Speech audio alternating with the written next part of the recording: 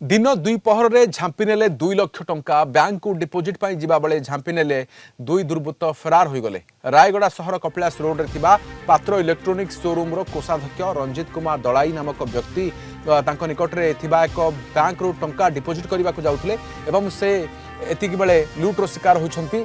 जिला सदर थाना अधिकारी प्रसन्न कुमार बेहरा पहुंची घटना तदंत करुछंती। अमूल्यरत्न साहू रायगड़ा ब्यूरो हेड अधिक सूचना आम सहित अच्छा। अमूल्यरत्न केउ परिस्थिति रे वर्तमान से जानिथिले ना नाही एवं केउ भली भाबरे भली बेपरुआ धरि जाउथले टंका ना केउ स्थान रे माने दुर्बृत्त माने झांपी नै छथि टंका। देखंतु राधेश्याम पात्र इलेक्ट्रोनिक्स रु मात्र 50 मीटर दूर रे स्टेट बैंक रो एडीबी ब्रांच अछि जोटी कि से टंका नै कि जाउथले।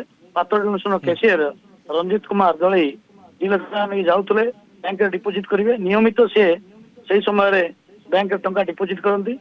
दुर्बृत्त माने निश्चित भाव रे सुचिंतित योजना करी पूर्वरु लक्ष्य करथिले जे को समय से जाउछंती केमि जाउछंती एवं से जस्ट बैंक को पहुंचवा पूर्वरु गोटे बाइक रे आसी 2 चकिया बाइक रे आसी टंका झांपी नेले एवं से घटनास्थल रे से पड़ी भी जाइथिले। दलाई आहत भी होइछंती और सेटू माने एते फास्ट मध्ये जनगहलीपूर्ण अंचल कपिलास रोडटा जनगहलीपूर्ण रास्तार 2 चकिया गाड़ी आसिक झांपी नवा और पलैवा समस्त आश्चर्य करछि। से थाना एतला देते थाना अधिकारी प्रसन्न बर्तमान घटना तदंत कर